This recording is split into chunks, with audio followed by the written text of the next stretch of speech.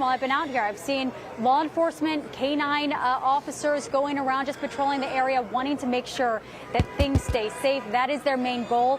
D.C. police also saying they've been working with federal law enforcement, again, just to make sure that everything stays calm. And again, we know that a lot of eyes will be on this federal courthouse in about an hour when the former president is expected to be here.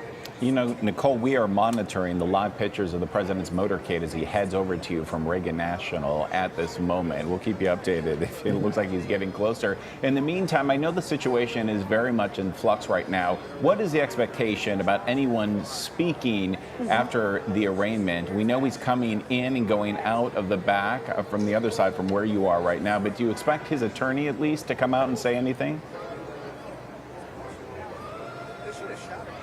That's actually been some talk that people have been talking about out here. Will the former president come out and say something, let his face be seen? I will say something that's interesting about this courthouse behind me. There is a chance that we could go the whole afternoon without seeing the former president. No photos, no cameras are allowed inside the courthouse. And also there is this tunnel underground where we're standing right now where they can bring the former president in and out of this federal courthouse. So that's going to be one of the big questions, whether we see the former president when he is here in the nation's capital in the next hour. As you said, things in flux right now. All right, Nicole, thank you so much. As for President Biden, he's in Delaware today, spending time at his family vacation home. Yeah, the media has staked out a bike path nearby and asked the president about his plans for today. Mr. President, will you be following the arraignment today, sir? No. And there you have it. Mr. Biden says he will not be watching today. Of course, the press office will certainly be keeping him up to date with what's happening just a few blocks away from the White House. The president is on vacation in Delaware until Monday. He's going to travel to Arizona, New Mexico, and Utah then next week. And of course, we are monitoring Mr. Trump's travel to the courthouse, and we will show you when he makes it to the courthouse. And of course, we will be joined at the bottom of the hour by an attorney to break down the case as well as today's proceedings. Well, firefighters are on scene of an SUV that's crashed into an apartment building. Assignment manager Mark Liu is live at the desk with the details. Mark. Yeah, that's right, Amy. We heard this one on the scanner. It sounded like a vehicle went right into the side of an apartment building. We sent KCAL right to the scene. Take a look. We have some live pictures from the intersection of Main and 51st in South LA. You can see there that SUV right up and into the window of this corner apartment building here. Now, it sounded pretty bad on the fire radios. At first, it sounded like they were going to have to extricate or cut someone out of this car, but it turns out that's not the case. The good news, no reported injuries in the building. There was no one right where that car collided there, and the driver of this SUV was not trapped. They were able to get that person out, and they don't appear to have sustained any life-threatening injuries. Now, heavy rescue from LA City Fire was here on scene. They were evaluating this building for any structural issues. I don't think there's going to be any problems here, but LA Department of Building and Safety is also responding because they want to make absolutely sure that there's not any serious structural damage that will make this building uninhabitable. I think that the room probably at the corner here is not going to be someplace where someone's going to want to stay tonight, but I think the rest of this apartment building is going to be just fine. Now, 51st and Main, the intersection here is not closed. 51st is blocked by, it was blocked by an ambulance. It looks like it's driven away, and really Main Street here, their drivers are just going to have to drive around that one police car, and I'm sure it's going to pull away here in just a second. So not as bad as it could have been, as this vehicle did not go all the way into the apartment complex in this crash. That is the very latest here from the desk. I'll send it back to you. All right, Mark, thanks so much. Well, it is a little cooler today, but this may not be lasting very long. It likely will not last very long. KCAL meteorologist Alex Bisson is here now with our next weather forecast. And Alex, the heat is going to be back on. Huh? Oh, yes, it is back on as we head into this weekend. So, you know what, Ross and Amy, the takeaway with the forecast is enjoy what we have while we have it, because, yes, temperatures will skyrocket as we head into this weekend. But let's talk about what we are feeling right now, and primarily, it's pretty comfortable out there. We're feeling 80s across downtown Los Angeles, and of course we've got the drier air in place, so not as much humidity as what we saw earlier in the week. Close to the water, we've got temperatures in the low 70s across Malibu. Meanwhile, inland feeling 91 degrees in Lancaster, 105 degrees in Palm Springs, and 70s up in Big Bear. Looking live outside of our Mount Wilson camera, how beautiful is it? We are looking at a lot of sunshine, and sunshine will be the story as we head through this afternoon across Orange County, as temperatures primarily likely will be in the low 80s over the next few hours. Get outside today if you can. I mean, a lunch break outside seems great today, as we've got temperatures again mostly in the 80s, some 90s across our inland spots. As we head into tonight, temperatures drop down to the low 60s under a mostly clear sky.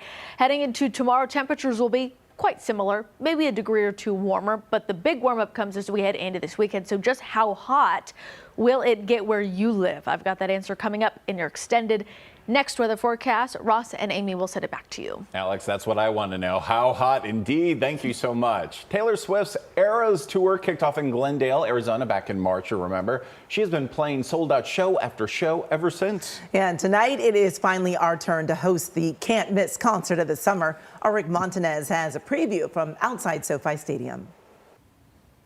It is officially opening day for the Eras Tour mini residency here in Southern California, and fans are lined up already, the Swifties as they're called, here to get some merch as soon as that truck opens up at noon today, as it will for each of the other show nights here from now until next Wednesday, with Taylor taking a break on Sunday. Everyone here is certainly excited for a great show.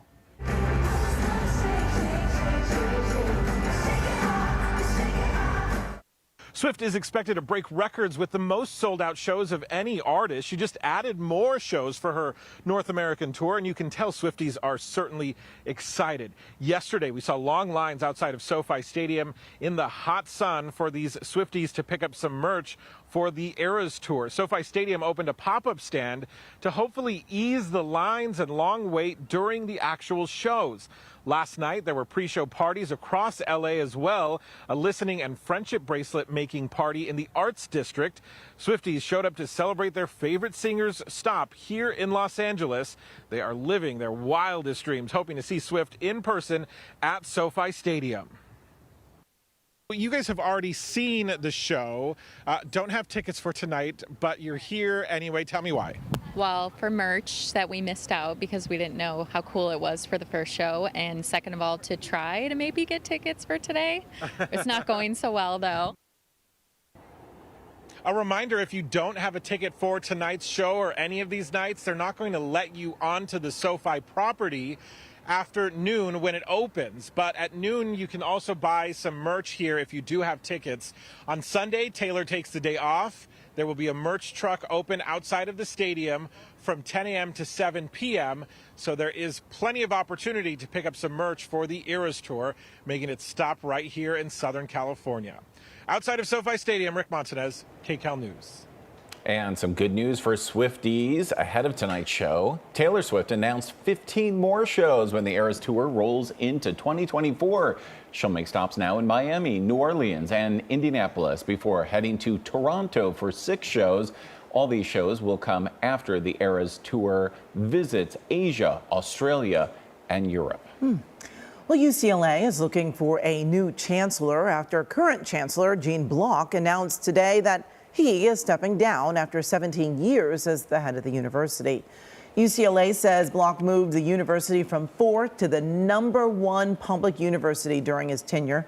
Among his other accomplishments, Block led the university through the pandemic and a financial crisis. He expanded enrollment and diversity and nearly doubled research funding. And he also oversaw the move to the Big Ten Conference. Block also dealt with a major scandal involving a UCLA gynecologist convicted of sexually abusing patients. A nationwide search for a new chancellor will start soon. Block plans to stay on as a faculty member. Well, a reality TV star's latest flip is turning into a major flop with some apartment residents. Find out why they have to leave the homes they've lived in for decades. Plus, we're getting a rare behind-the-scenes look at the Emergency Operations Center that's activated here in the city of LA when an earthquake or other major disaster strikes.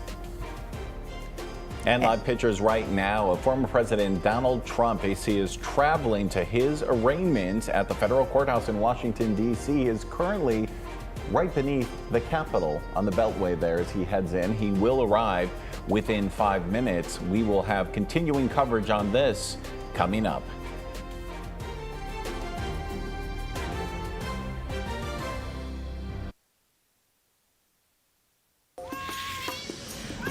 I used to be a cat lady. Now I'm a cat goddess, thanks to Pretty Litter. It soaks up odor better than any cat litter I've ever used. It's ultra light and...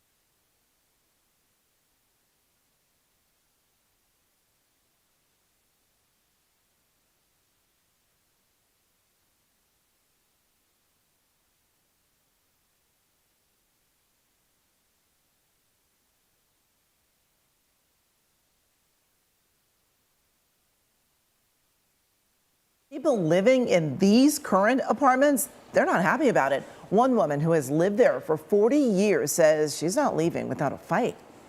They might say they're going to start in August, tearing everything down, but they can't until they get me out of here.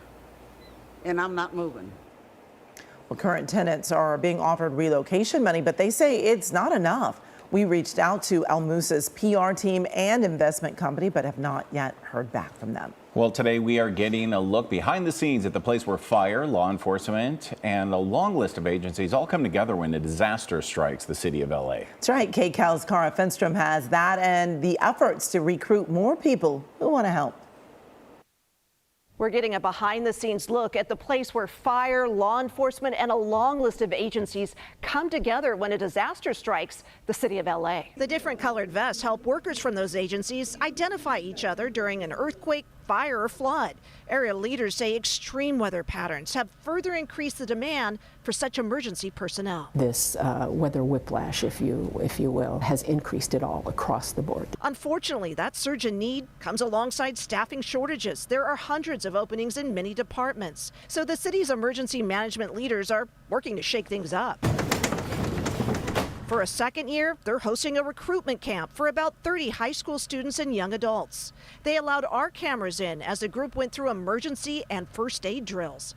The participants also got a rare behind-the-scenes look at vital emergency functions, usually off limits to the public, like this 911 center. They dropped in as fire crews dealt with a train accident and a fire. The Emergency Management Department's general manager says, first and foremost, this camp aims to increase awareness about the need for preparedness. We need them because we know that young people are influencers that can go back into their community and teach others how to be best prepared for an emergency. It also aims to help participants discover a passion for service. There's people that pray for people in hospitals and that sort of environment, and they also get dispatched to certain emergencies as well. So I'd love to become a chaplain myself. This week they'll hear from local and state leaders, including Mayor Karen Bass, who activated the EOC in the fight against homelessness, and the fire chief, who says she's looking for LA's next heroes. We're able to do something special, save a life, make it better during their worst time. And I tell you, it's such an amazing feeling. Cara Finstrom, KCAL News. And today is the perfect day for a bike ride, or really anything outside today. Yeah, it is so beautiful out there. It's actually a little cooler. Meteorologist Alex Biston joining us right now, and it's not going to stay this way, unfortunately, is it, Alex? I wish it could. I wish it could, We Ross and all do, Amy. right? Yes. Look how beautiful it is. It's beautiful, and it is so comfortable outside. I know it's about 12:18. Maybe it's time to take your lunch break. Wait till after the forecast, but go outside. Take your lunch break outside today. It is beautiful. Yes, we're looking live over over Mount Wilson, and we don't see a cloud in sight. I mean, a beautiful blue sky.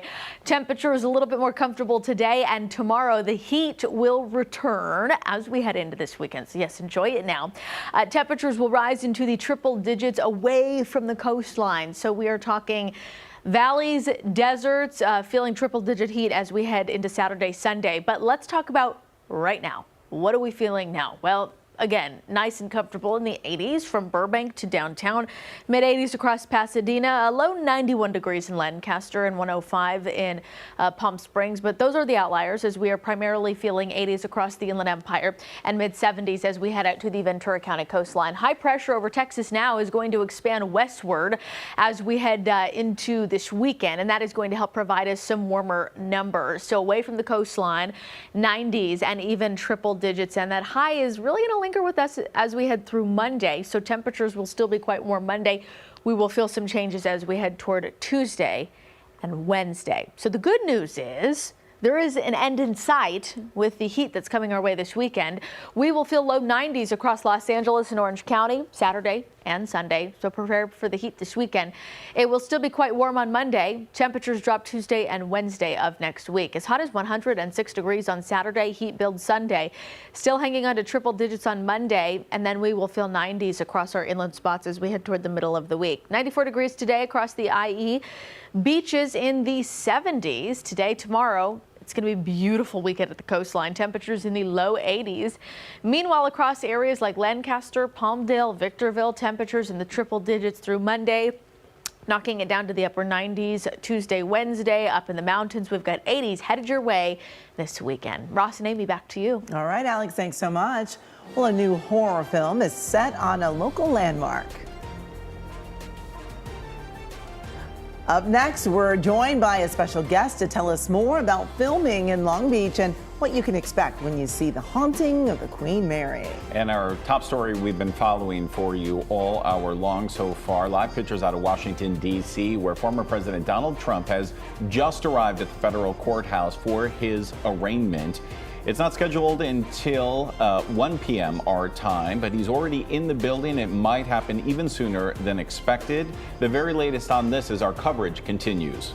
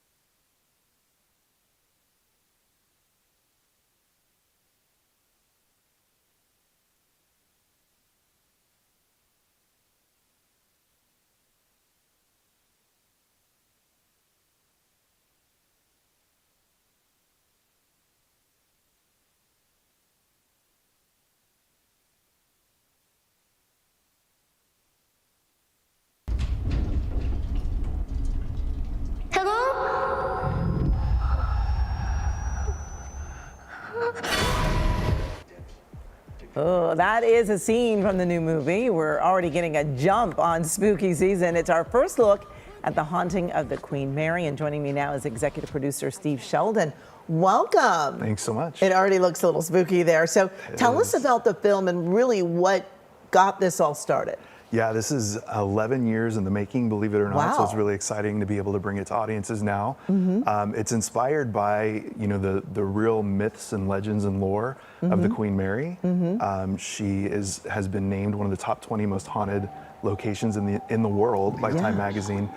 So there's a lot of reported paranormal activity, and this film is really based on some of that real myth and legend and lore, and follows in modern day a family that boards the ship, and their lives are tragically interwoven with those of a family that boarded the ship in Halloween 1938. Oh, wow. Wow. Now, we've always heard the stories about it being a little spooky and, some interesting things that have happened. When you all were filming, did you experience anything that was a little unusual or? Yeah, I personally have spent a lot of time on the ship over the last 10 years, so it wasn't surprising to me.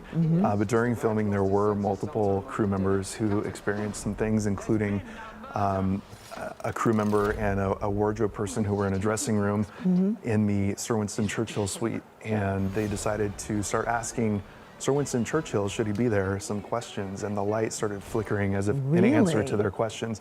And they stopped and they went back and filmed a little, and they came back again and they said, let's see if we can do that again, and they were able to replicate that experience again. Really? So that was really interesting for them. It is just so strange. I have been on to do stories, and there is really an eerie feeling you get while you're on it. Absolutely. There are many stories. I have some of my own. I was not a believer when I began spending time on the Queen Mary, and I quickly became a believer. Yes, it's hard not to when you're on that. So we're very excited to see the film, and it's coming out in a few August weeks. 18th. August 18th. In theaters near you, yes, and on demand as well on many streaming services. All right, perfect. Thank you so much for Thanks for joining us. having me. Certainly appreciate it. And again, The Haunting of the Queen Mary is in theaters and on demand August 18th.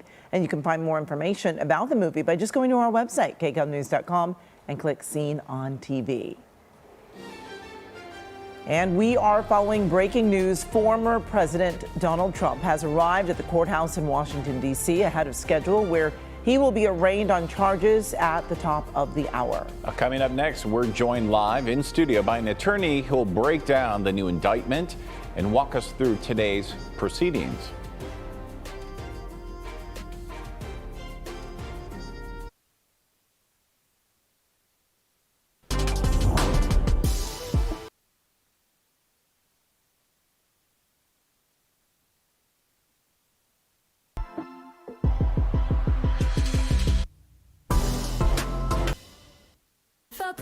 Your bathroom.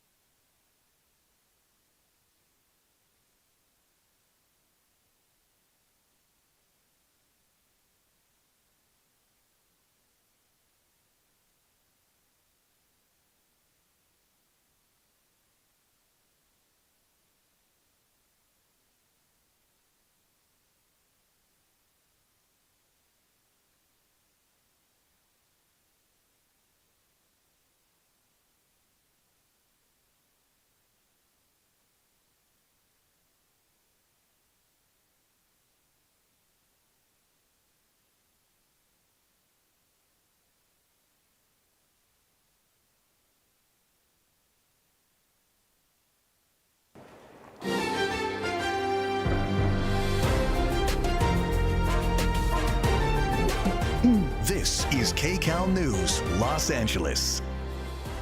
And now at 12:30, we continue to follow our breaking news. Former President Donald Trump is now at this federal courthouse in Washington, D.C., where he is about to be arraigned. It is the former president's third indictment on criminal charges this year. Mr. Trump facing charges of conspiring to overturn the 2020 presidential election, and prosecutors allege his actions fueled the January 6, 2021 insurrection at the United States Capitol, which, by the way, is just across the street from this live picture.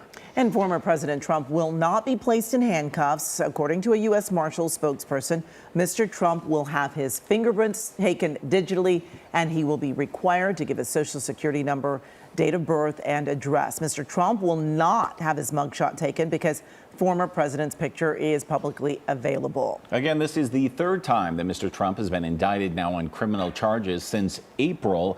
He has pleaded not guilty to all charges in the two other cases, insisting the investigations are political witch hunts. Those are his words, looking to interfere in the upcoming 2024 election. And joining us right now to break down the case and walk us through the proceedings is attorney at law Rachel Fisay. Thank you so much for joining us. Thanks so much for having me. Yes, Rachel, let's begin with really breaking down the charges. This is a 45-page federal indictment. It was unsealed on Tuesday, and the former president is charged with 4 counts in connection with his alleged plot to overthrow the result of the 2020 presidential election. So what were your initial takeaways after seeing the indictment? All 4 counts relate to basically the same actions over and over again. The first count is to defraud, which is lying to the public. So he is intentionally lying to the public about what he knows is false. And the indictment is careful to lay out the president's knowledge at the time, the president, and say what people were telling him, which is all to go to intent and knowledge. And knowledge is the biggest part of this indictment. If he knew what he was peddling was false, then they will be more likely to show the defrauding and all of the other conspiracies.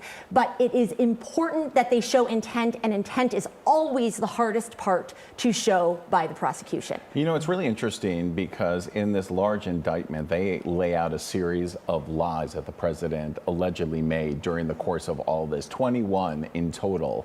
And we know from the indictment and from what his close inner circle has said, Vice President Mike Pence saying literally that the president asked him to do certain things to throw out the electors, to bring in the new electors, and the electors themselves, the slate of false electors.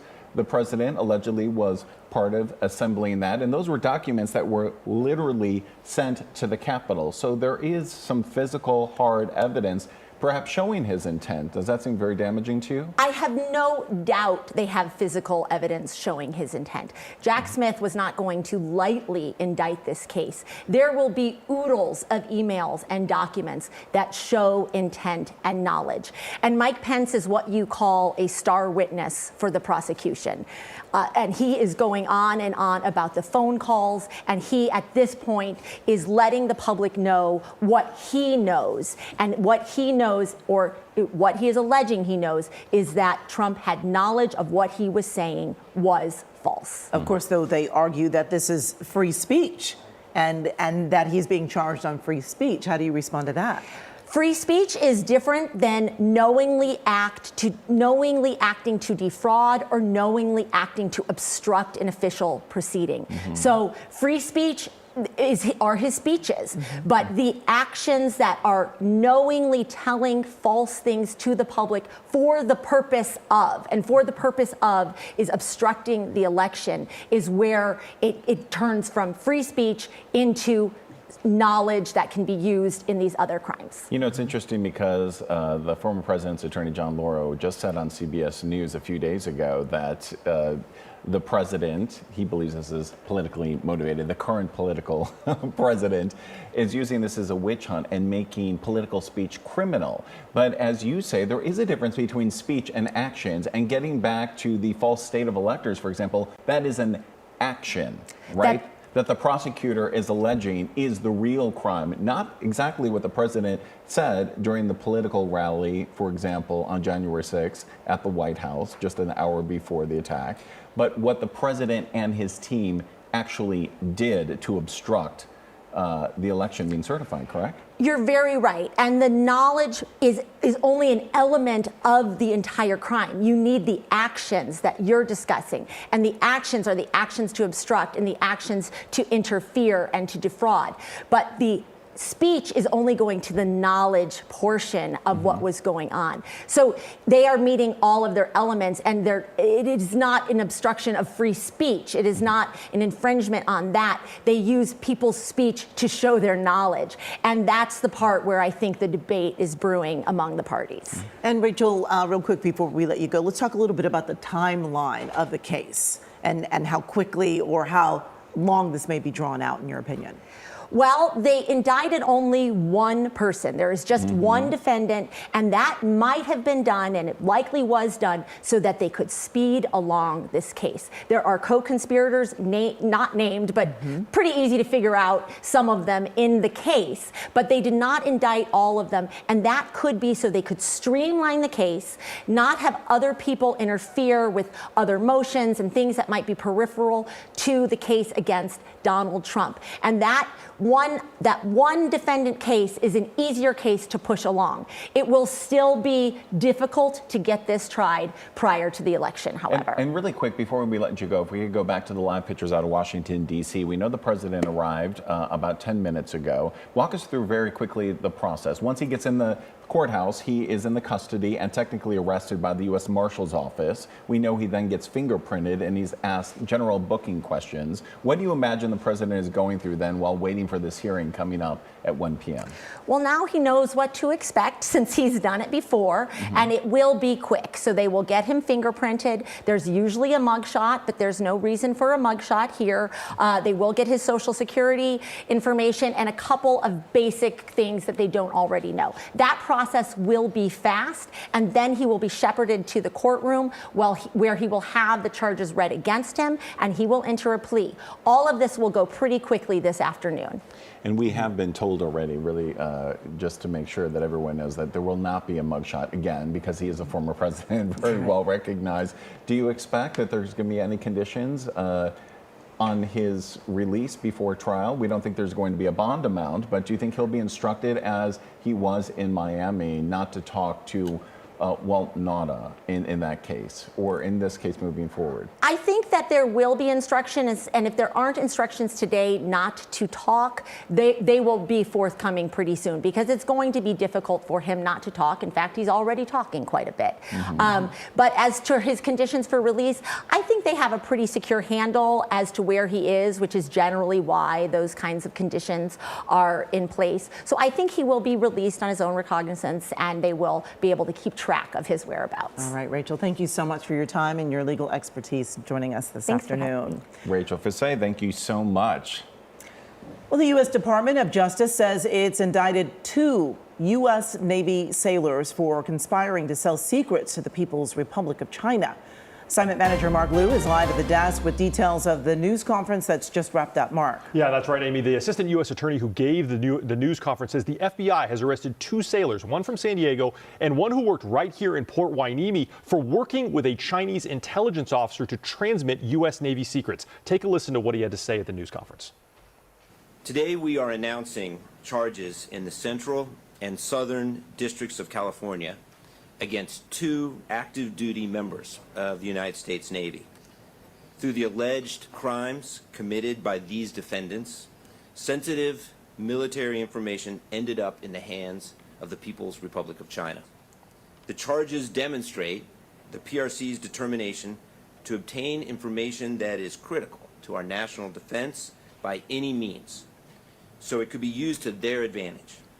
Now, coming back out here live, the DOJ says the sailor who was arrested while working at the naval base Port Hueneme has been identified as a 26-year-old man named Wenheng Zhao. He also went by Thomas Zhao, and he's from Monterey Park. Now, the DOJ says that from 2021 to 2023, Zhao took direction from a People's Republic of China intelligence officer to transmit secret data about a large-scale U.S. military exercise that was going to take place in the Pacific, and he also sent diagrams and blueprints of a radar system at a U.S. base in Okinawa. Okinawa, Japan. The U.S. attorney says that in exchange for all of this secret information, Zhao was paid more than $14,000 in bribes. He is now in custody. They also went on to say that there was a second sailor from San Diego that was also arrested for transmitting to the Chinese over 50 sensitive documents regarding U.S. naval amphibious assault ships. Now, we have assigned a reporter, Rachel Kim, to this story. She is going to have a complete wrap-up later this afternoon, so definitely stay with us. That is the very latest here from the desk. I'll send it back to you. All right, Mark, thank you so much. Still to come, water balloons can be fun, but there's also some hidden danger here.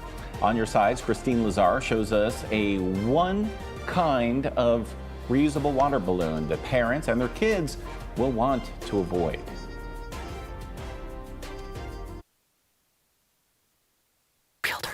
I'm a first-time home buyer and I'm using Realtor.com. All you gotta do is go to Realtor.com or download the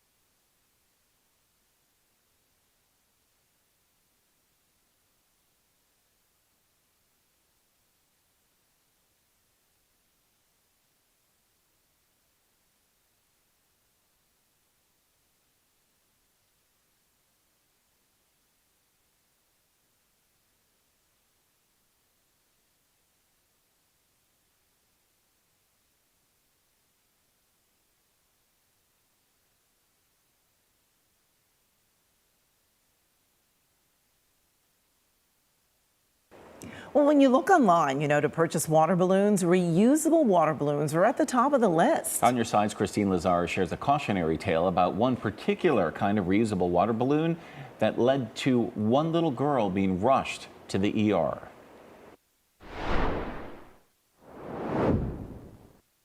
Reusable water balloons are relatively new and gaining popularity because unlike traditional water balloons that can only be used once, these are refillable and can be used over and over.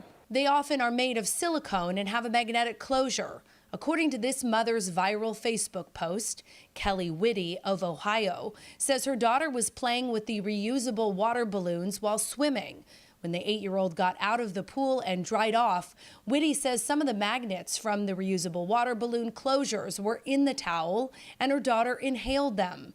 When she went to a local ER, doctors did a surgical procedure on the girl to remove 6 small magnets from her nose that had attached to her septum.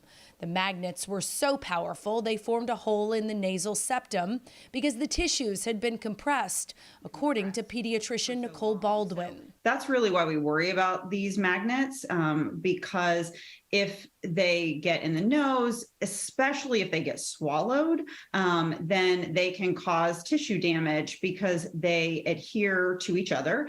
And imagine if they're in your intestines and 2 different parts of your intestines get stuck together and then don't come apart. And that tissue can be damaged. You can get perforation in your intestines. There have been deaths associated with these magnets. Dr. Baldwin says parents should use these with caution. Warn your kids about the danger of magnets. And if they're younger kids who tend to put things in their mouth, keep them away altogether. Make sure you're around when they're playing with them, and keep a close eye on your pets so they don't chew on the balloon and ingest the magnets. Finally, there are reusable water balloons without magnets, or those that have the magnets embedded in the silicone, so they're less likely to be ingested. Christine Lazar, KCAL News. Well, some of LA's metro stations have toxic substances littered throughout. This is a ticking time bomb. Up next, our exclusive KCAL investigation shows us the dangerous conditions that can be found at metro stations across our city. And former President Donald Trump inside the federal courthouse here in Washington, D.C. His arraignment scheduled for 15 minutes from now. We will have live continuing coverage straight ahead.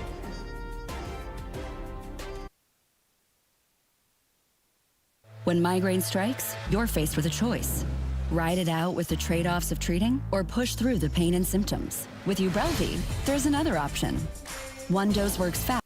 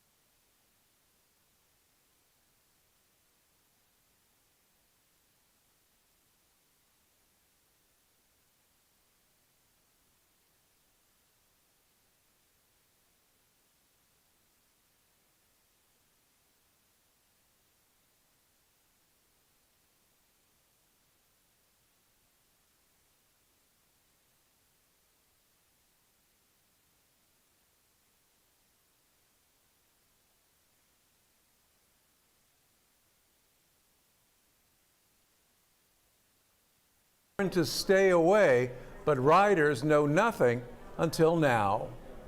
She's going to, I'm just walking, you know? Metro employees tried to block us from asking CEO Stephanie Wiggins about what we found. At the Hollywood and Highland station, behind these emergency doors, environmental investigators found dangerous levels of fentanyl and methamphetamine. At the Wilshire and Vermont station, the same thing found in the emergency stairways. As a rider, what do you think of that? It's dangerous. Fred Favors rides the train almost every day. You think they should tell the riders about what's going on behind those doors? Well, they have to. Most of the contamination was found in areas behind these emergency exit doors.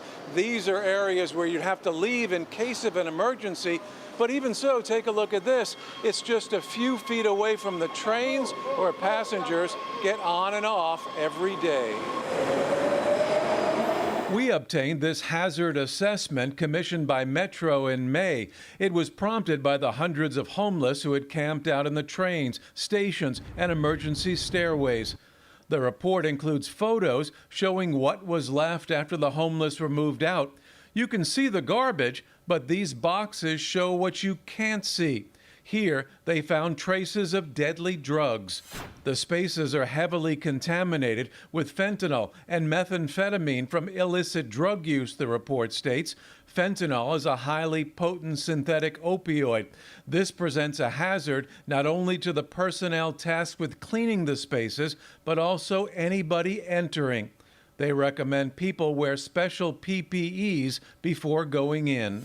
This is a ticking time bomb. Angelique Campen is an ER doctor who has dealt with fentanyl overdoses. According to the report, on these floors and walls at the Hollywood and Highland station, they discovered 1.5 micrograms of fentanyl. That's almost 15,000% higher than what's considered safe, and that could be deadly. It takes a very small amount in your system to make you stop breathing. We obtained this directive that was posted to employees on July 15th, listing certain areas of 6 stations reported as biohazards, areas not to be entered. And another email we obtained talks of custodial employees getting sick. But we found no warning going out to riders. Did your organization know about this report? We did not know about this report. This is the first time I'm hearing about the report.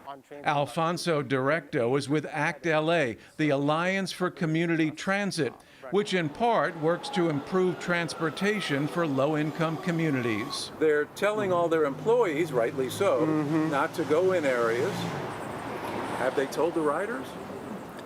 Have they told your organization? They haven't told our organization. No, they have not. You think they should? I think they do have an obligation to let people know about health hazards that exist and dangerous ones. How important are those areas if there was an emergency? The emergency exits are critical. Carl Berkowitz is a transportation expert. He says emergency exits have to be maintained. If you have an emergency, you don't have time to put on PPE equipment.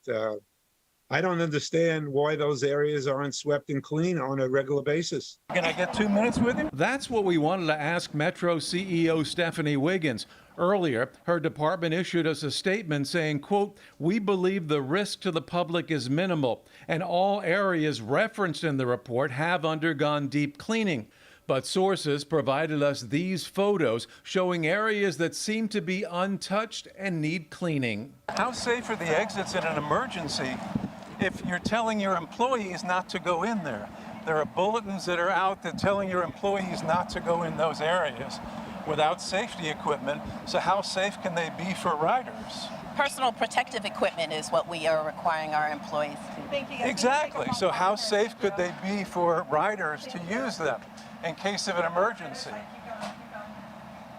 She didn't respond to that question. Now, since we've been inquiring, Metro has cleaned some areas, but not all of them. They claim there is no danger, but they admit they are working to mitigate any potential risk to riders and to employees. I'm David Goldstein, KCAL News. Coming up, live pictures right now out of Washington, D.C. of the courthouse where former President Donald Trump is about to be arraigned within minutes. We understand now that Special Prosecutor Jack Smith is inside the courtroom as the president makes his way into the hearing. An attorney representing the former president also just addressing the media. We're going to hear from her next.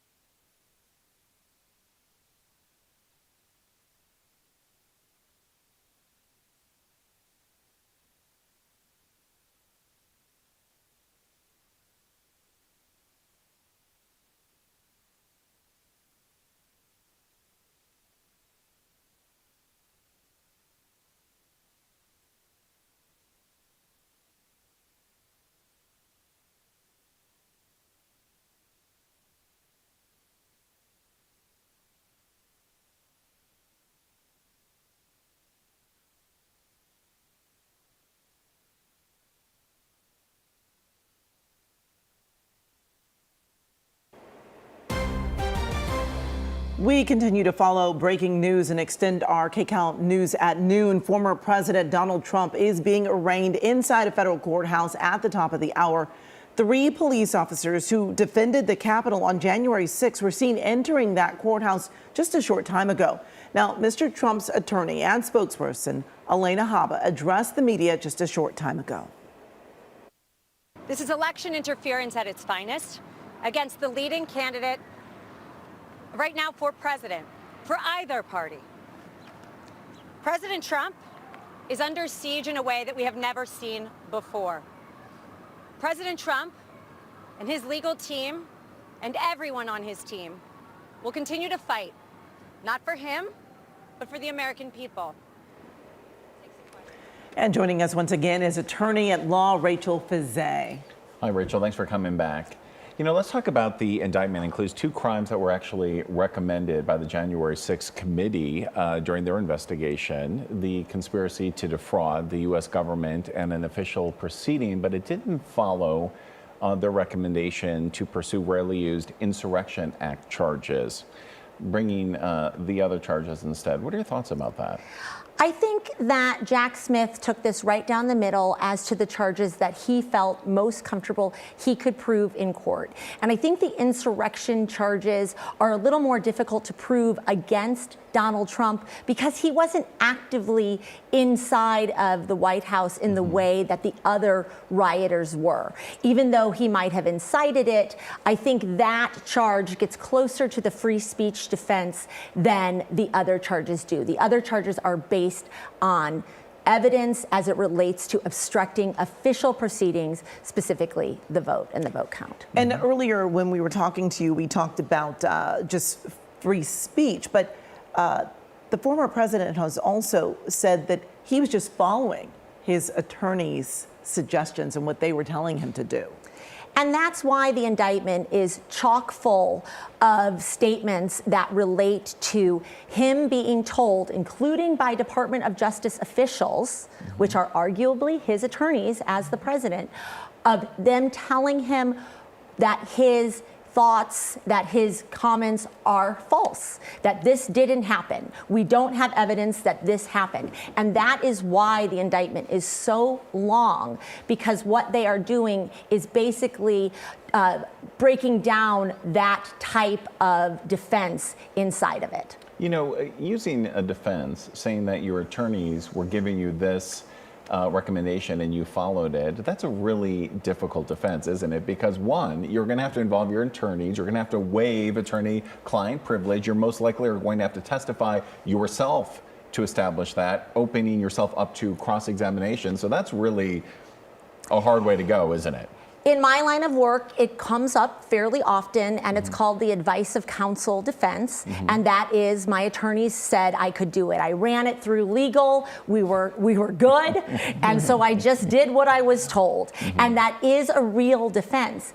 However, in this case, that's right. He has to waive all privileged communications. He would have to testify to say what he was doing. And then his attorneys would have to testify. And his attorneys, as you may recall here, are likely the co-conspirators listed in the indictment. I mean, we're talking about 6 of them. Yes, yes. And, you know, this was all supposed to be starting at the top of the hour. It is now 1:01. Cameras are not allowed in the courthouse. But can you give us an idea of what is actually happening, in your opinion, right now? What would be going on? What would be going on right now is if he has been booked, if the marshals are done with him, they are walking him down to the courthouse. There is heavy security. Everything is moving very slowly, just based on all of the precautions for his safety and for the safety of anyone around the courthouse. So they are walking him down. He will be sat inside of the courthouse. He will be at counsel table as a defendant, and the judge will come in as the judge does every day. It's a magistrate judge, so it's not the main district court judge. And this judge does this all day long. And the judge comes in, they address the courtroom, they talk to him like any other defendant. So it's Judge Upadhyaya, who's the magistrate judge. She is not the trial judge that is going to be hearing this case, but still, she has some leeway what she can do here. She can make requirements, right, in lieu of bond, which we don't expect. We don't expect travel restrictions, that sort of thing. Do you anticipate there'll be any sort of restrictions put on him? I don't think he'll have travel restrictions. I don't think he'll have to go and report to pretrial services, which is something that a lot of defendants have to do. They have to go, they have to check in every couple of weeks. I don't think he'll have any of those restrictions. The question remains as to whether he is allowed to be in the press, because that is the issue here over and over again, is the media. But I don't know that they're going to restrict him in that way on this case, because it's a little different than the classified documents cases where they're worried about classified information coming out. So that'll be interesting as to what the judge does in this case. And there is already talk that the former president wants this case moved out of D.C., saying that he could not get a fair trial there. What are your thoughts? I mean, he's saying West Virginia. What are you thinking? Well, D.C. is not the best district for him, politically speaking. He's more likely to get a jury of Democrats than Republicans. However, the way the law works is jurisdiction happens where the crime occurs. And here the crime occurred in D.C., and I don't like my jury pool is not really an argument for a change of venue. I mean, it's really venue shopping, isn't it? We know in the District of Columbia, the former president got 5.4% of the vote. In West Virginia, the president in the 2020 election got nearly 70% of the vote. So it's pretty clear what's happening there. So you don't believe that's going to happen. We're about to go live to the scene out front there. So I want to ask you really briefly before we do, what kind of impact do you think that ever has, if ever, on a judge when they hear the roar of a crowd outside or they know there's media scrutiny? Do you think that influences how they handle it at all? I think it is impossible for a judge to completely ignore that fact, but I think there will be very careful rulings in this case, which is why I would go back to whether or not him speaking to the media would be a condition. That condition may not want to be scrutinized at this point, so the judge may elect not to make it a condition. But I just think human nature is that judges are aware when they are really being watched. All right, stand by for one moment, because we are going to go live there to the scene. And we're joined now by Natalie Brand, who is outside the courthouse. And Natalie, we know that in the district, we probably weren't anticipating as many protesters as there were out in Miami, for example. What are you seeing at this moment? Well, I can tell you it's just a sea of security here, Ross and Amy. Around each corner, all around the courthouse here, there are just rows of police cars and officers posted up, watching over the crowds to make sure things stay calm.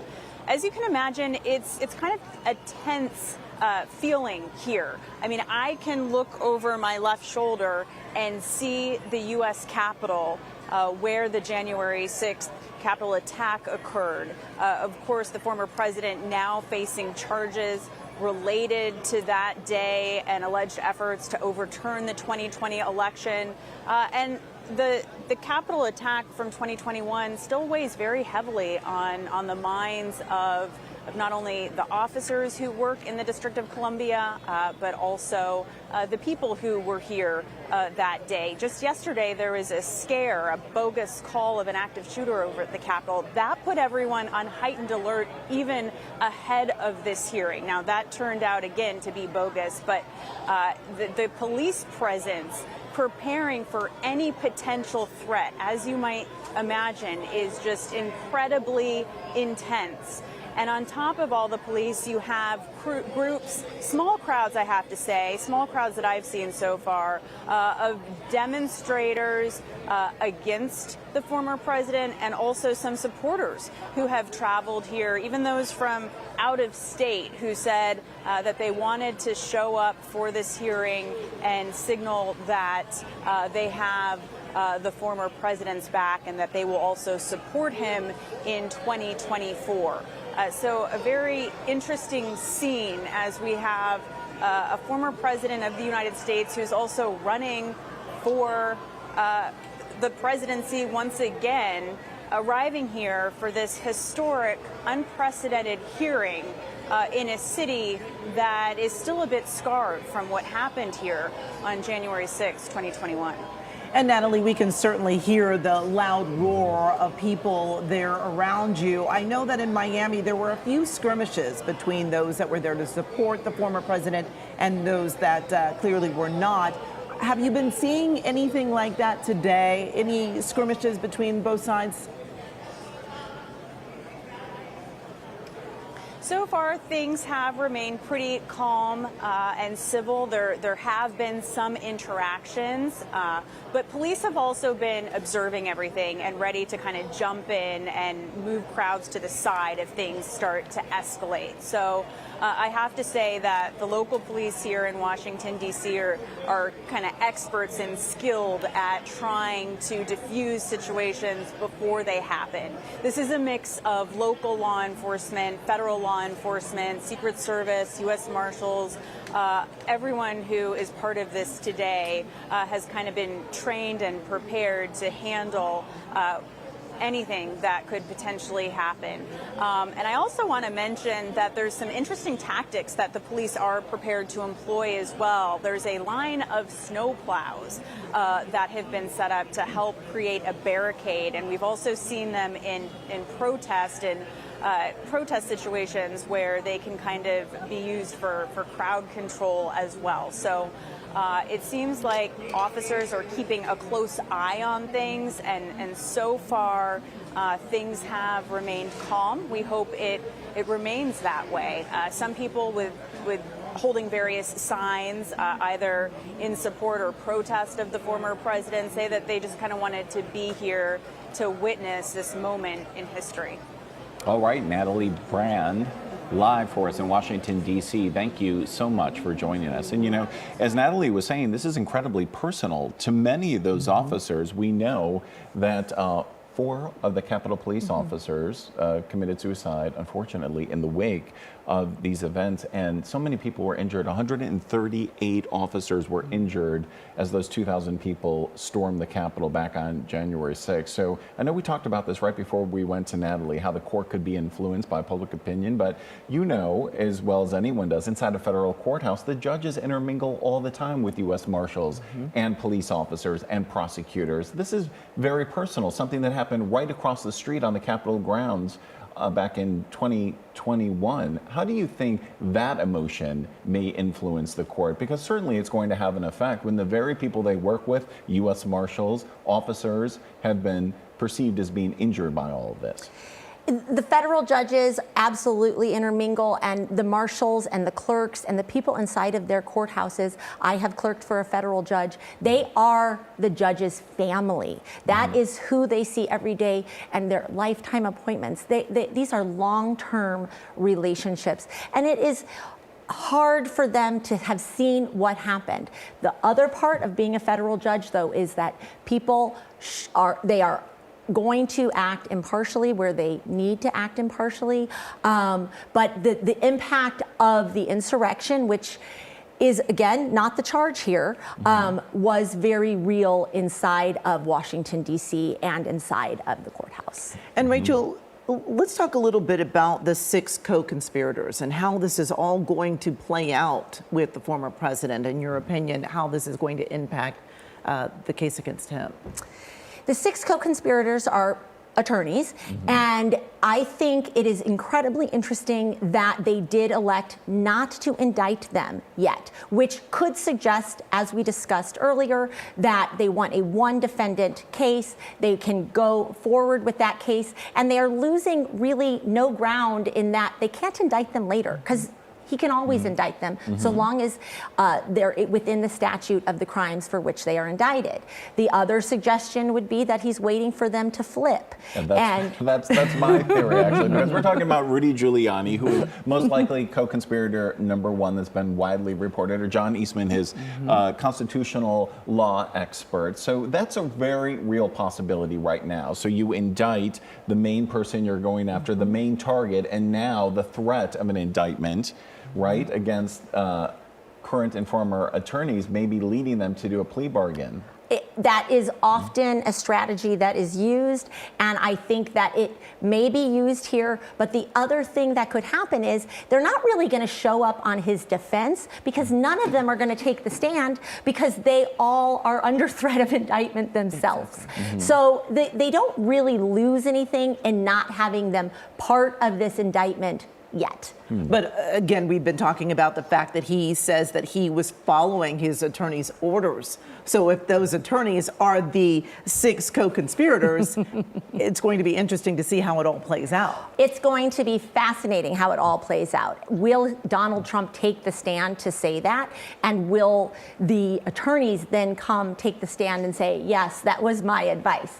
I mean, there's a lot there, and I think at the end of the day, that defense actually won't hold up. I just want to remind everyone, if you're just joining us right now, you're looking at live pictures of the federal courthouse in Washington, D.C. You can see some of the protesters outside. The president is now inside a courtroom with special counsel Jack Smith being read those 4 felony charges. We expect him to enter a plea of not guilty, and then the conditions of his release will be announced, and then he will come outside. That should happen in just a few minutes, because this is a very, very quick proceeding. I want to ask you about special counsel Jack Smith. Do you think this was really a stroke of genius that he just indicted President Trump first to get this slim and quickly through the court system?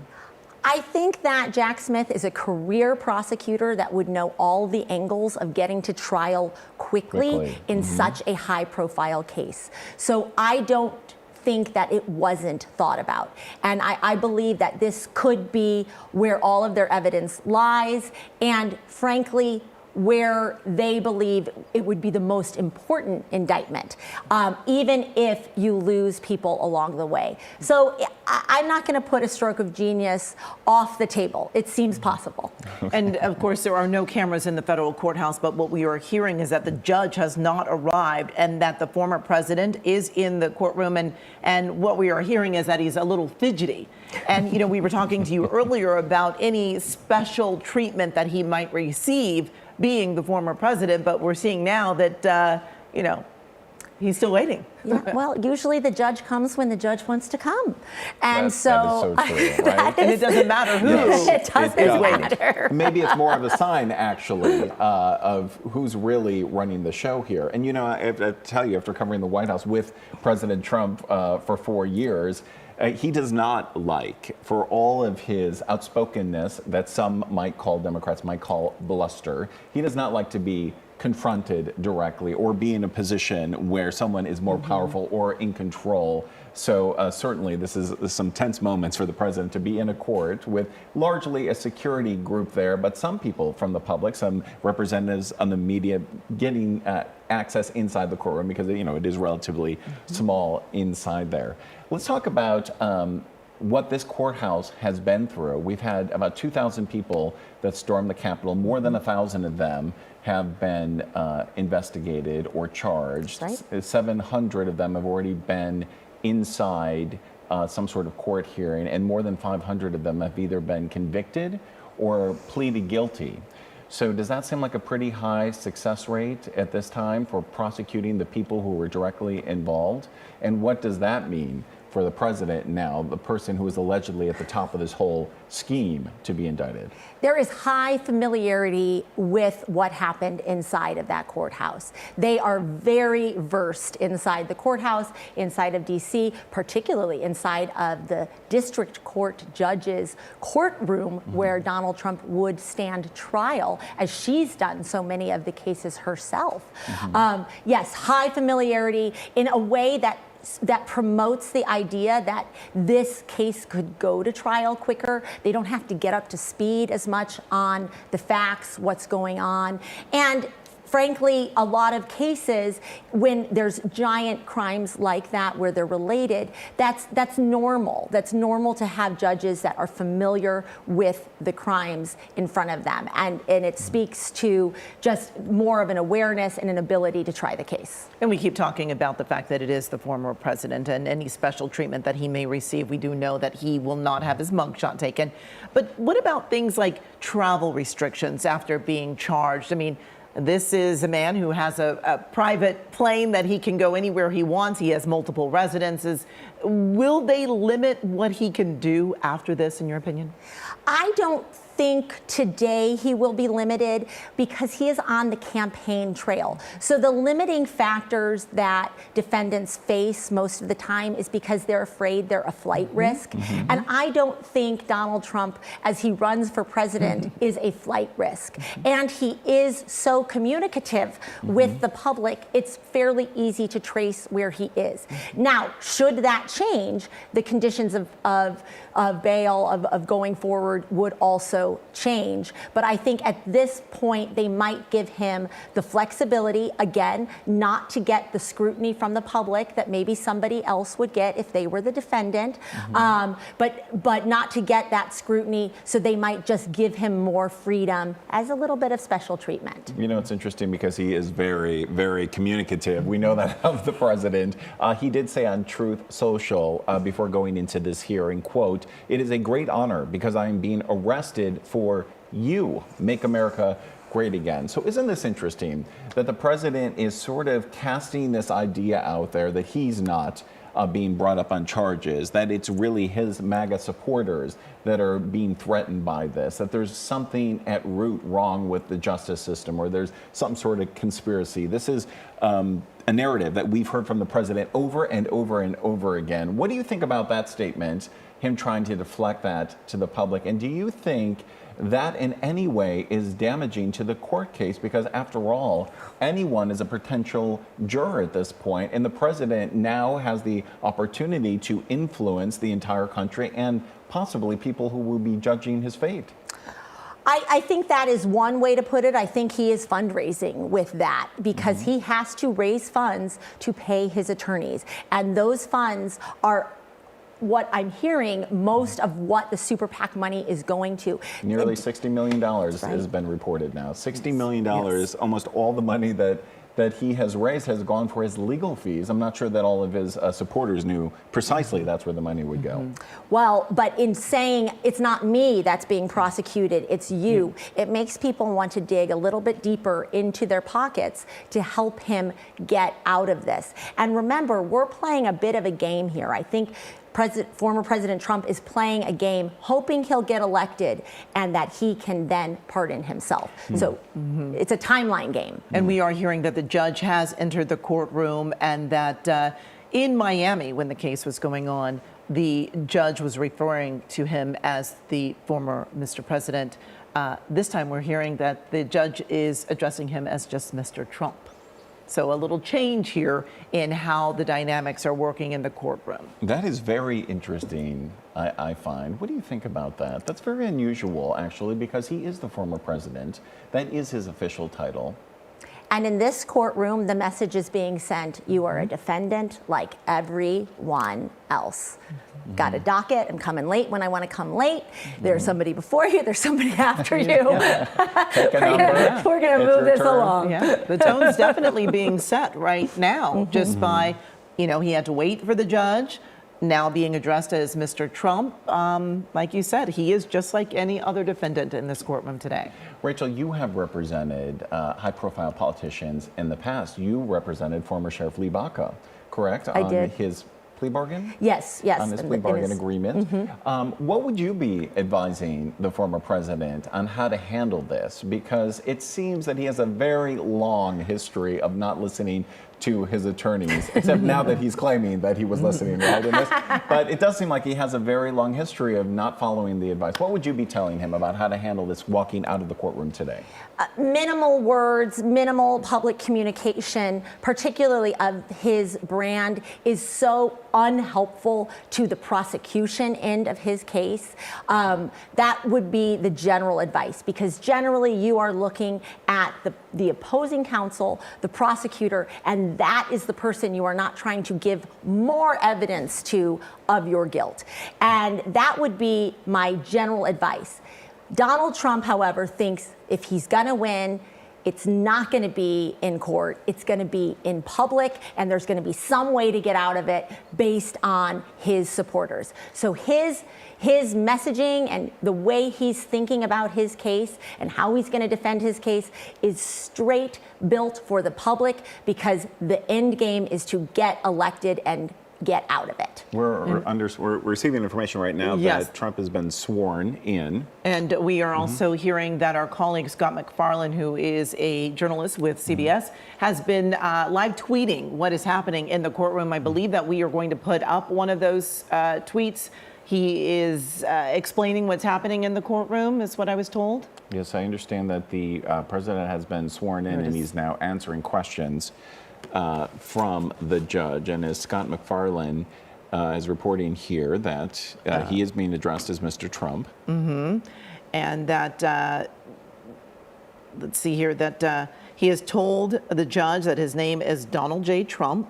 John is the J, and she asked his age, and Mr. Trump says 77. Well, so these are pretty standard questions at this point. This is proceeding normally, but I think it's very clear that this judge is not acting any differently than she would. We've been in many courtrooms, and inside the courtroom, the judge has unilateral discretion to do anything. She can throw him in jail if she wants, or she can deny him bond if she wants. Right. So it looks like it is proceeding as normally for everyone that comes in front of her. What do you think? I agree with you. I mean, I think she maybe was taking a deep breath in her chambers before she went out and had to proceed normally, as she always does, as this is a monumental day and a monumental case, no matter how you slice it. But she is taking the bench and she is going forward with an arraignment, and I think this will be fairly uneventful. Now, there was talk initially that Mr. Trump did not have to appear physically in court, that he could have actually appeared via Zoom. What does it say to you that he made sure to be there today in court? It's his right to be there in court, and most defendants do appear in court. And I think he is trying to also rally his base in a little bit in saying I had to show up for court, and I was going to getting arrested and all of those things.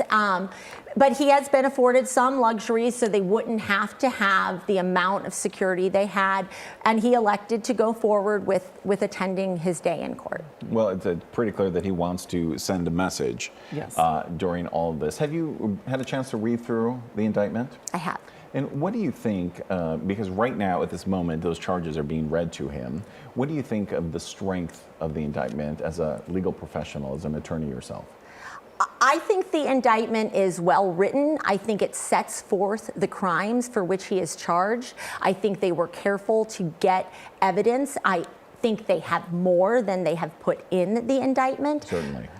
But I think that the indictment, as far as a defraud indictment, a conspiracy indictment as it relates to obstruction of an official proceeding, they have laid those out very carefully. It's understandable to the public. It's understandable as it relates to the knowledge and intent element, which is the most difficult element to show.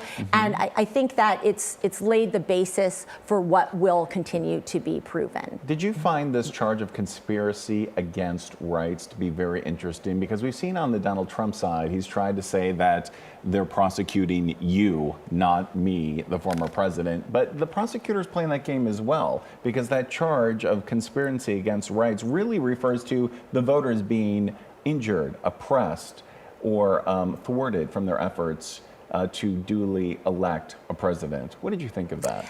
Well, so that's a Civil War era statute that they went back to, which was really relating to the oppression of African American voters at that time, where people were obstructing their rights to vote through political means and other means. And a lot of that statute has been taken away through time, but this particular obstruction against rights, the violation of voter rights, still remains. And it applies here because what they're basically saying is you weren't letting the American people do what they're constitutionally allowed to do. But do you think, I did want to mention that the former president has entered a not guilty plea. That really does not come as any surprise, but he has done that now in the courtroom. And after doing this now, in your opinion, how much longer will he be there? Will there be a lot of instructions, or do you think that now he'll be on his way? No longer than 8 minutes is my guess. Okay. And so you would advise the former president not to make any comment on the way out of the door? Let's get to the car and go home. But what do you think? But he's going to say something. And it's so interesting, isn't it? Because history has proven time and time again, when someone is under indictment, when someone is awaiting trial, these comments are critical. Did you have this issue when you spoke to former Sheriff Lee Baca? Because this was a very high profile here in the Southland. I'm sure he wanted to be in front of cameras constantly. Well, generally speaking, I can't say my prior issues. However, in a general sense, it is very hard to get people that are public-facing, public people, celebrities, politicians, not to want to address their fan base and their public because they are very used to communicating with the public. And so those messages often need to be narrowed and concise and well thought out and planned prior to being made. Now, we've all been hearing that, we know that this is the third time he's been indicted, and there was talk that there will be another indictment in Georgia. How soon do you think that could actually happen, now that this one is over? I think that it makes sense for Georgia to just give it a moment. I think that it could come soon. A lot of these facts, the Georgia facts, also relate to this federal indictment. And so as long as they're not missing any statutory deadlines, it might make sense to take a deep breath and allow Jack Smith to do his thing and go forward. Because by piling on indictments, Trump has a little bit more of a reason to delay the trials. And so there should be a coordinated effort in how the trial sequence should happen for each of the indictments. And I think in the back end, what my understanding is that everyone wants this trial and this indictment to actually go forward prior to the other two so far indicted. I just want to recap really quickly for people who are just joining us here at 1:30 on KCAL News that the former President Donald Trump is at the federal courthouse in Washington, D.C. You're looking at live pictures outside right now. He has just pled not guilty to 4 felony counts related to the January 6th insurrection, and those include conspiracy to defraud the U.S., conspiracy to obstruct an official proceeding there. Since the president has just pleaded not guilty, let me ask you a little bit more about his side and his possible defense to these charges. The president from the very beginning, not only in this case, but in all 3 cases, has alleged that this is a political witch hunt. And we all know that prosecutorial discretion is as old as time. Even a special prosecutor does not have to move forward with charges. It's discretion up to the Justice Department. Do you think there is a political element to this, why the president is being prosecuted, as he says? I don't think there's a political element to the prosecution other than the fact that he was president of the United States, and it is an example to be set that you cannot come as the president and then try to take the very fundamental rights of the people of the country. And so I think it is hard to untwine the political element and the criminal element here. The prosecution side would say this is just like any other defendant, but the fact is the very crimes themselves are political. And we are hearing from the courtroom now that they will not be seeking any detention of the former president. And, you know, we should also talk about the fact, continuing on with your question, that, you know, for so much of this has been said that, you know, the former president is saying that, hey, this was just all free speech. I'm being charged on free speech. And then he then said, it's because of what my attorneys were telling me to do. And he's really trying to push it aside and then also saying, hey, they're trying us. This is not my case. This is our case. Well, he's nothing if not continually moving the ball. And that has been quite successful for him throughout his career. And so he's going to try things until one sticks. And that is what is happening here. So I didn't know it was free speech.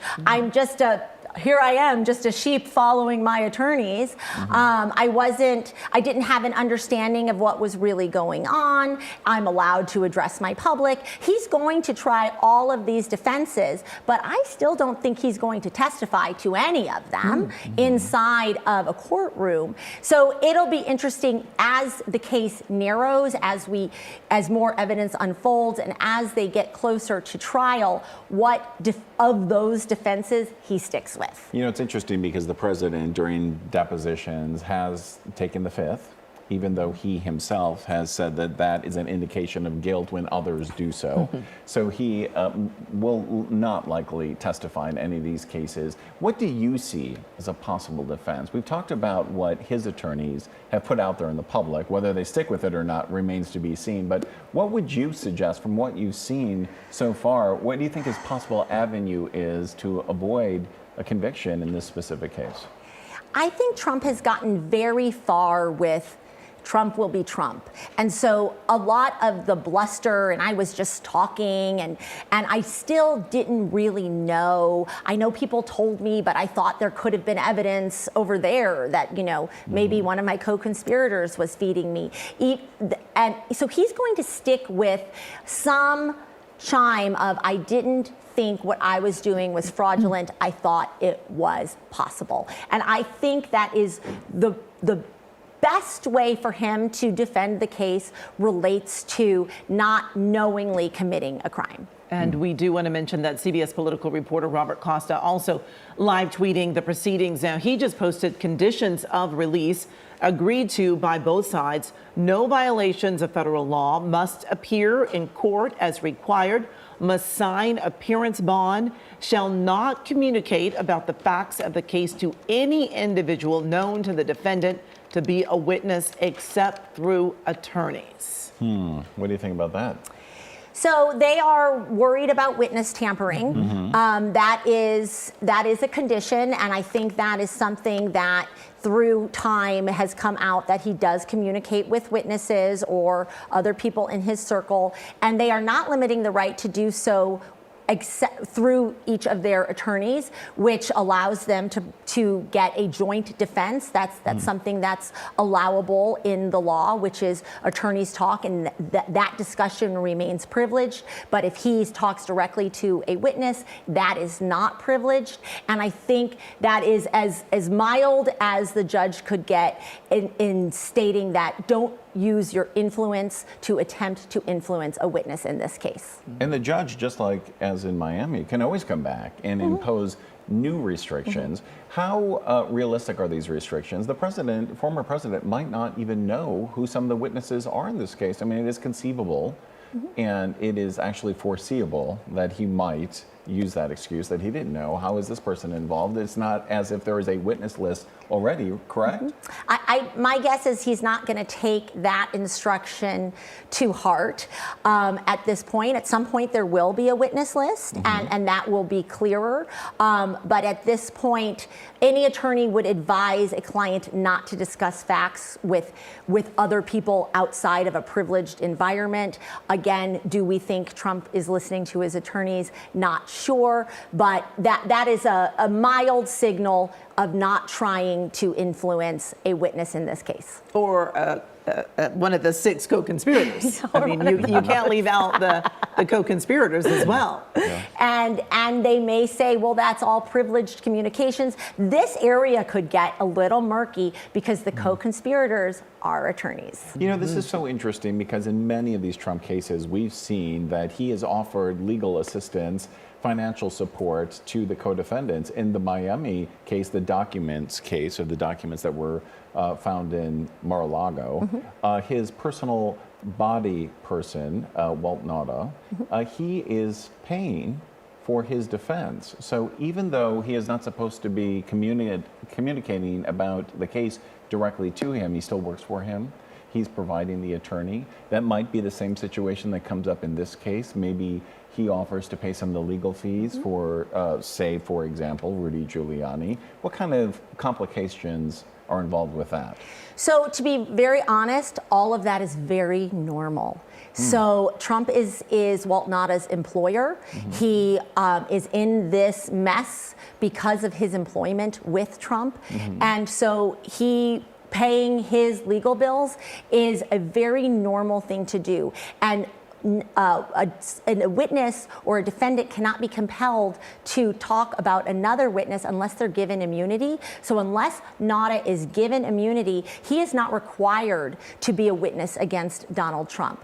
And right now, we know he hasn't been given immunity because he's a defendant in the case. So as it stands right now, everything is proceeding in somewhat of a normal way. The funds flow that way in multi-defendant cases more often than you think. Because it seems so murky. Right, It doesn't even seem that that's even a possibility. Right. Does it seem, is it fair on the face of it that this is allowed? I'm a criminal defense attorney, and this is something that it really is fairly normal. But what the prosecutors have the option of doing is giving that person immunity. And then they are compelled to testify and tell the truth. So that is what the test of the prosecutors, if they want that to stop, then the U.S. Attorney's Office can say, I compel you to talk, but I can't compel you to talk in a way that would incriminate yourself because of the Fifth Amendment. So I have to offer you the chance to be completely absolved of this crime. And we are hearing that his next court appearance is going to be August 28th at 10 a.m. Do you think that he will have to show back up, or is this going to be another opportunity for him to send in his legal team? I think this would be an opportunity to send in his legal team, and this will likely be a trial and motion setting conference where we start to get a schedule of what it's going to look like inside of that district court. You know, the former president has had very shaky relationships with attorneys across the entire country during his long and storied career. There was speculation that he was having difficulty finding representation for these cases. You're a very high-profile attorney. Was your firm contacted at all? Would you take a case and defend Donald Trump? So hypothetically, if we were contacted, I would not. I would not defend Donald Trump. You would not defend I think Donald that Trump. is that is most defendants, other clients, and outward-facing. From a public perspective, people don't have an opinion. I think, as I'm a women-owned firm, I take great pride in the people I work with, and I think that this would be very controversial among the people inside of our firm. He also really doesn't have a great relationship with attorneys. I don't think that he would listen to my advice. And I don't know that at the end of the day you actually get paid for your services. So I think there's a lot of issues with the representation of the former president at this point. Yeah, well, and as we were talking in the past, he has been known not to listen to his attorneys until he needs that as his excuse. But, for his attorneys now, as an attorney yourself, what are they thinking at this point as far as how are we going to, keep this person in line? There's a lot on the table right now. Third indictment, more to come. And he likes to be very vocal. He likes to be very vocal, and he likes to be very right. So he likely tends to hire people that will make him right. And I think as you see the attorneys go through and through, at some point they turn, he turns on them because their advice, they cannot carry out his mission any longer. So we'll see how long this batch lasts. It's really interesting as this case proceeds, what will happen in the immediate future? Will he hold on to the same attorney, or will we have multiple switches throughout, which could cause more delays? And that's actually part of the tactic, right? Do you think that's ever a factor in his decision making? We think that the current political wisdom is for him to stretch out a trial date until after the election. Do you think maybe some of the controversy with attorneys is just another tactic to delay a case?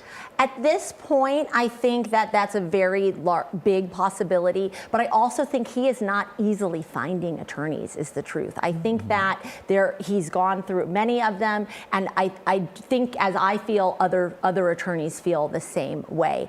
So but I don't know that the judge is going to let him use that kind of delay tactic, knowing how much he can afford attorneys and that there is a timeline. So we'll see how that plays out. Yes, we are hearing that there are more tweets that are coming out. CBS political reporter Robert Costa tweeting just now that Mark Short tells CBS News that when asked about Pence's notes, that it was Pence's tendency to take contemporaneous notes during his time as VP. Says that Trump asked Pence to violate his oath to the Constitution.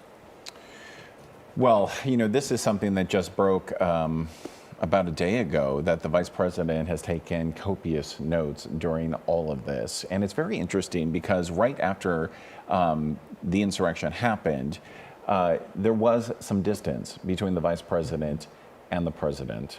Right. But since then, there seemed to be a meeting of the minds, and the vice president has softened his position a little bit and blurred the lines of exactly what has happened. How damaging do you think this could be to the president?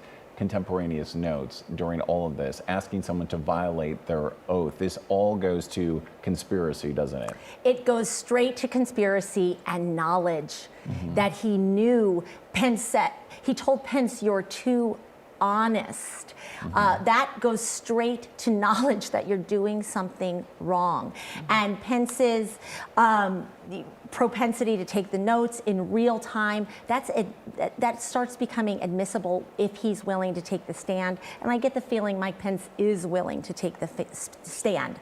He is seeming like a man that is ready to talk about his time as vice president, and that he really feels violated in that he thought he was serving the country and was asked to betray the country. And you get that feeling from Mike Pence at this point. It's problematic, right? Because Mike Pence is seeking the GOP nomination, so that could be damaging to him. Just to say, look, you have a motivation to say these things. Something tells me that Trump will be saying something similar to that very soon. None of this is clean. No, we do want to mention that there's more tweets that are coming out. Again, from Robert Costa saying that Mark Short calls Meadows the ringleader of the effort alongside Trump in the final days. When asked if Pence will testify in a trial, says Pence will follow the law, but no specific plans as of yet. So we were just talking about this, and it really makes you wonder how many people are going to be called to testify and how many will really try to get out of this because, again, not only is he the former president, but he is running for president. And how much of an impact will that have on their decisions? I think Mike Pence is ready to testify. I get the feeling that he has been given immunity to the extent that anybody could have looked at him as participating in this type of conspiracy. I think he has safely gone in to the U.S. Attorney's Office and said what he knows. He's turned over his notes. And at this point, he's trying to make his wrongs right if ever he was involved in some of this type of conspiracy. You know, this is such a bombshell in so many ways because you'll remember the video of Mike Pence being escorted out of the Senate on January 6th. And the dramatic phone call that the vice president himself recalled between him and the president while he was there, urging the president to say something, to speak to the crowd, to get them to stop. So this is the vice president we're speaking of here, someone who had access to the president each and every day. I just don't know if you could find someone to bear witness against the president that had greater knowledge. Right. I do still say I think Mike Pence is witness number one. I think he was so central to the scheme of certifying the election, and so many calls were made to him. And it was clear to everyone on January 6th that there was this rift.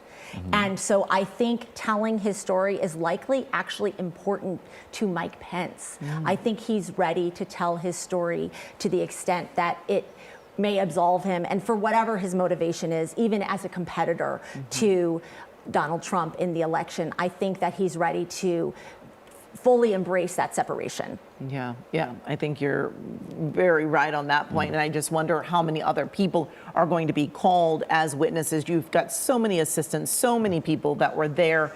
You know, when these discussions are happening, there are so many assistants and just, you know, a room full of people that could be called. And we want to report right now that the hearing is technically over, that the former president has agreed to the conditions, as his attorneys did. That's what we've been reporting. They are making their way out of the hearing as well. And our colleague Scott McFarlane reporting this. Trump is now charged and has pleaded not guilty to the charges and obstruction, accused of seeking to overturn the election. He lost.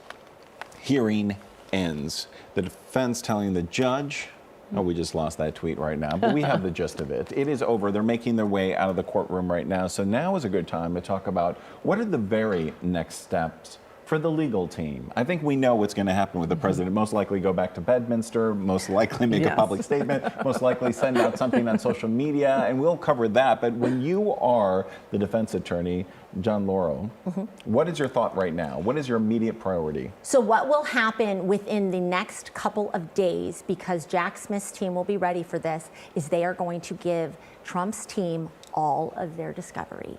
And that's the immediate next step to make sure that they can't claim that they're holding back their discovery and delay a trial set based on that. So what will happen is a download of a zillion documents, a zillion witness statements. Everything that the prosecution's team has been gathering will now be transferred over to Trump's team of lawyers. And how many times as a criminal defense attorney in these types of situations have you gotten the discovery back and thought, oh my Lord, I had no idea that it was this much more than the indictment, because clearly they're not going to spell out everything in the indictment. They don't want to say exactly where they're going. The discovery is required by law, so now you have to assume what the case is they're building, right? So do you think that's going to happen here, that they're going to be stunned at what they find? I don't know if they'll be stunned at this point. I mean, we've had the Dominion case discovery unfold. We've had a lot of discovery inside of Trump's orbit unfold in various cases. And you have to expect some of what is about to hit you. But what it actually and truly is a ton of work. Getting through that discovery is hours and hours of manpower. And it is just attorneys sitting there reading documents for what could be helpful to them and what is going to be used against them. And so they have now the giant task of getting through the real work. And when this was all happening in Miami a short time ago, we quickly heard that the former president would be holding a news conference that evening. We have not heard anything yet that has crossed yet, but it'll be interesting to see if he does in fact hold another news conference this evening to address the people about what happened today and his take on what's happening to him.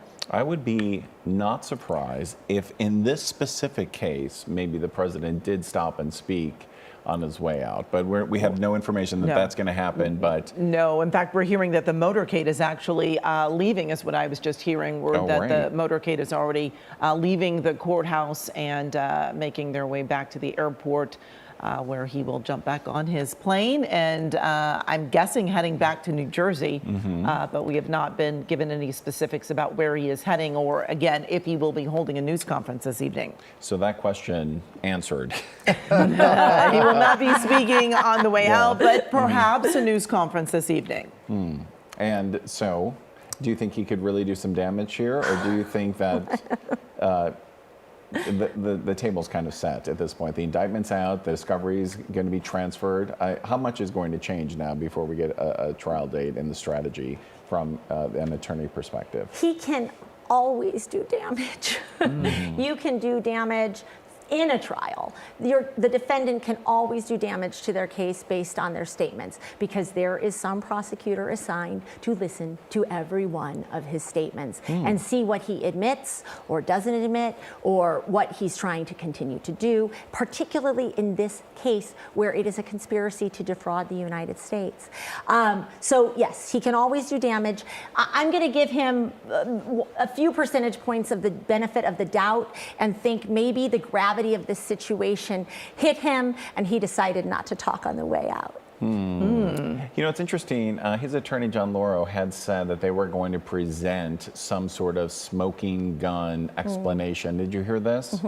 But we haven't seen it yet, right? Some sort of explanation, some sort of something that is going to exonerate the president after the indictment, but long before the trial. What do you think about a statement like that? Is that a mistake to make as a criminal defense attorney, because now you have to deliver and raising this expectation? What are your thoughts?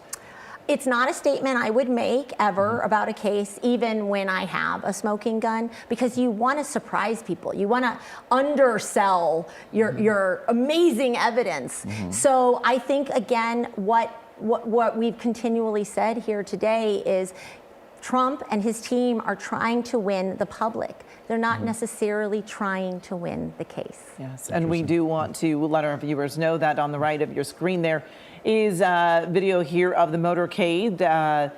Again, former President Trump heading back to Reagan and will be taking off. It's not clear at this point if he is heading to New Jersey or if he is heading to Florida.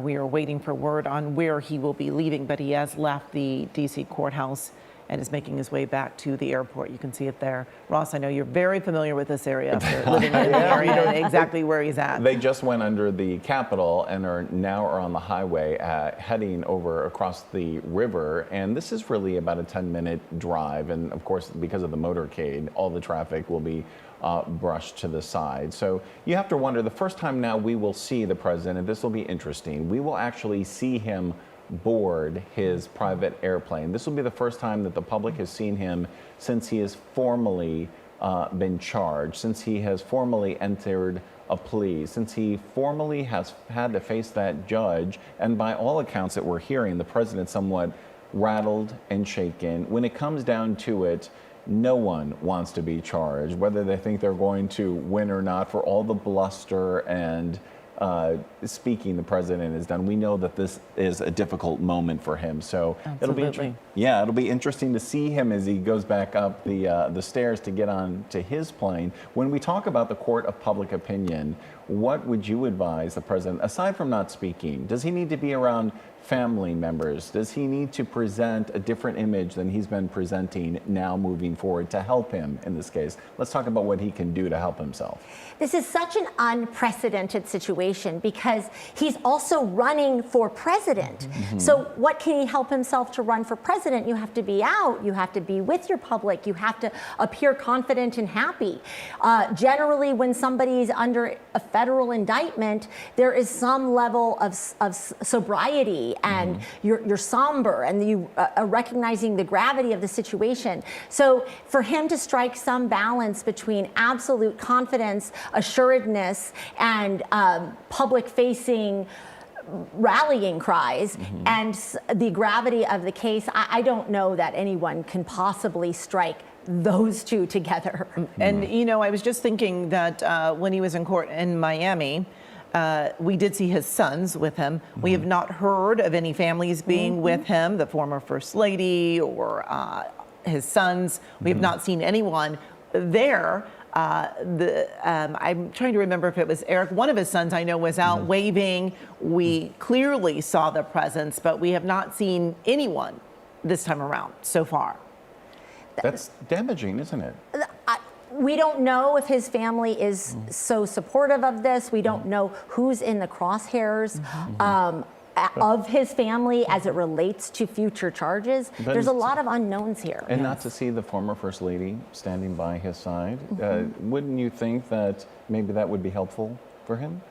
I would think it would be helpful for the public opinion, but I think last time what was reported is that she had a medical or a dental appointment, something that kept her away from that.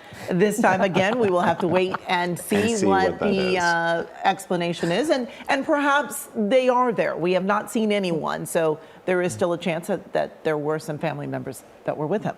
they might just be waiting in the car or something, or getting a teeth cleaning. we haven't seen it yet. When we talk, we're going to wrap up our coverage here in about 2 minutes while we wait for our first glimpse of the president since being indicted for the third time in 4 months on 4 felony counts and pleading not guilty. But in the meantime, we know that there's one more, at least, major investigation underway out of Georgia. And you had spoken briefly about them taking a beat before maybe that arraignment or charges, or maybe an announcement of no indictment. Who knows? How long do you think it's going to be? Do you think it's going to be a week, 2 weeks, a month? What's your best guess? I think they're going to take a beat. I think that these two charges, Georgia and this specific indictment, are very similar and have evidence that cross. And I would guess these prosecutors are in communication as to strategizing the best way forward for both cases, really. So I think it's going to take a moment to unpack that and see where that ends. And really, we have to say that today, there were no major surprises that happened. Really, it was all pretty much status quo, exactly what we all expected. Yeah, as best as it could have been, right, for the president, maybe for the special counsel as well. It seemed to go smooth and by the numbers. That's right. Nothing unexpected for Mr. Trump. No way. Yes. All right, Rachel Fizet, thank you so much for joining us. We certainly appreciate all of your insight and for you coming in and lending your legal expertise for our coverage today. And we want to thank you for watching KCAL News at noon today. Of course, we will have plenty of coverage today on the hearing coming up on KCAL News at 4. Streaming next on CBS News Los Angeles is the U.S. Open of Surfing from Huntington Beach. That's right. And of course, we will see you back here at 4 o'clock. We're going to send you back over to the regularly scheduled programming now.